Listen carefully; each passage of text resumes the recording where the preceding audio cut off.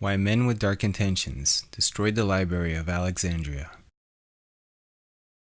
by Arjun Walia. Ancient civilizations are a fascinating topic, and it is clear that we have so much to learn from them when it comes to our way of life, our health, our technology, science, nature, consciousness, and the nature of reality itself.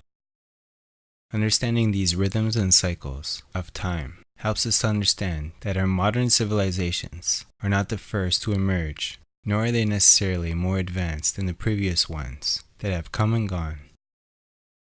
Be it information in the form of written texts or advanced ancient structures, like the Kailas Temple, one of 32 cave temples and monasteries located within the Ellora caves in India.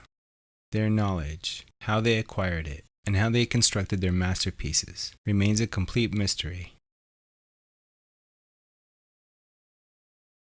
With all of our modern-day technology, knowledge and wisdom, there is still no way to accomplish some of the feats of civilizations past, feats that required an extremely advanced understanding of mathematics, physics, and more. There is evidence that many ancient achievements required an extremely advanced form of technology as well, and many examples to prove these assertions.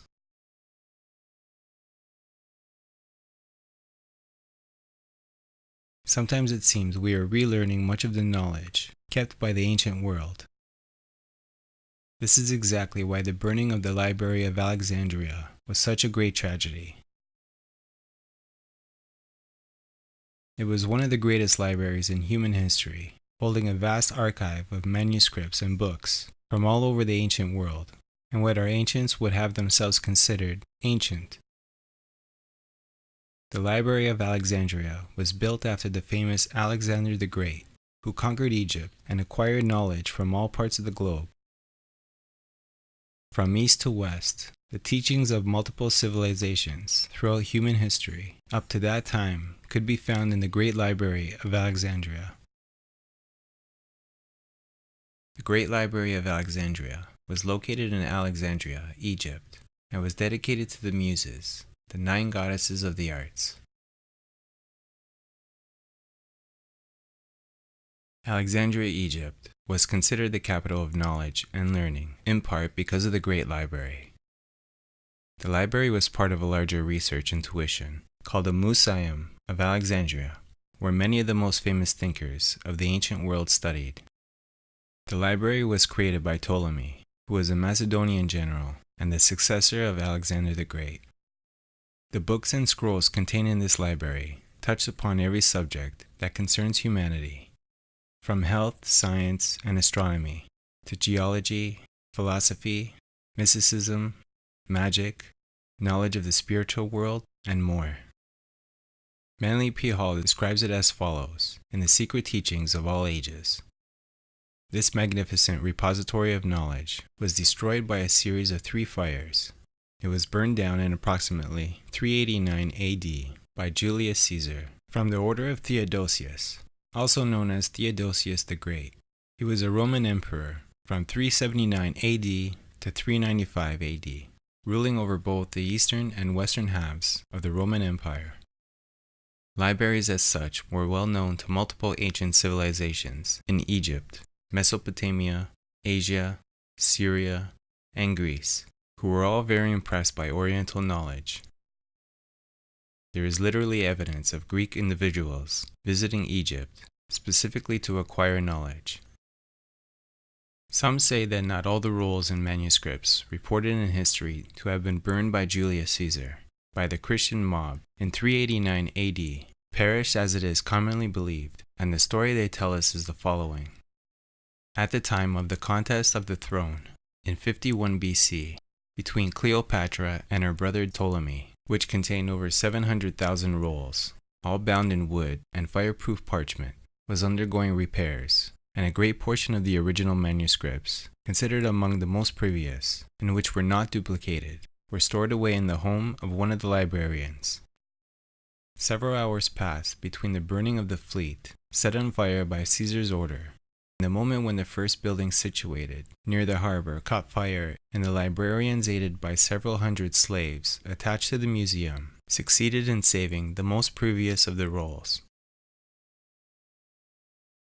Manly P. Hall writes that the books that were saved were actually buried in Egypt and in India, and until they are discovered, the modern world must remain in ignorance concerning many great philosophical and mystical truths.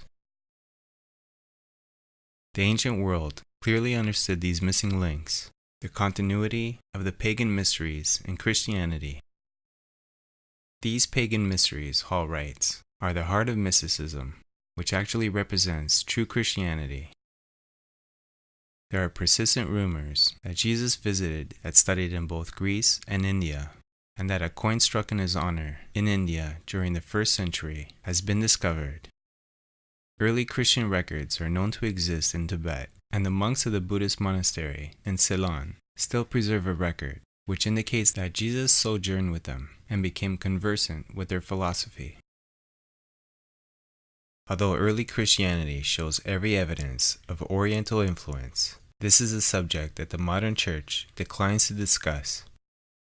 If it's ever established beyond question that Jesus was an initiate of the pagan Greek or Asiatic mysteries, the effect on the more conservative members of the Christian faith is likely to be cataclysmic.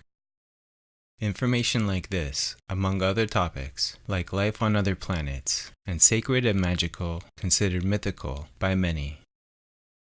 Information about shamanism, magic, and sorcery predate modern Christianity. Different sects of Christianity, after the ancient Romans, created their own version, now condemn these teachings, even though they were embedded within the original doctrines. This is one of the many reasons why the aristocracy of ancient Rome ordered the great library of Alexandria to be destroyed, because it would ruin the foundations of what they were creating. A new religion for man to follow, one whose doctrine contradicted the one prior.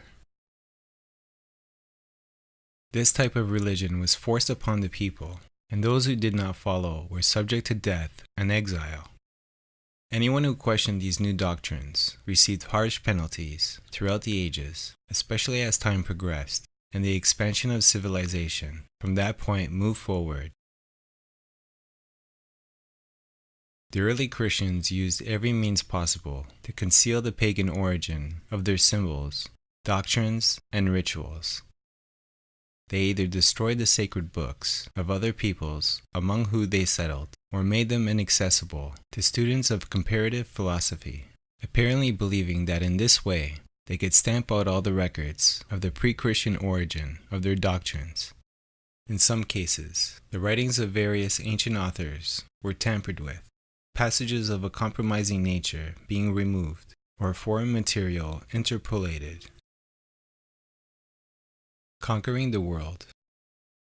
Before the creation of a certain type of Christianity by ancient Rome, truth seemed to be more apparent, but darkness seemed to have permeated the world of light even prior. Atlantis is a great example, as Plato, among other ancient scholars, told us that the eventual demise of this civilization was brought forth by ego-driven desires that soon developed among them, when the Atlantean kings were lured from the pathway of wisdom and virtue. Filled with false ambition, the rulers of Atlantis determined to conquer the gods into his holy habitation and address them. Here Plato's narrative comes to an abrupt end, for the Critias was never finished. A technologically sophisticated but morally bankrupt evil empire, Atlantis attempts world domination by force.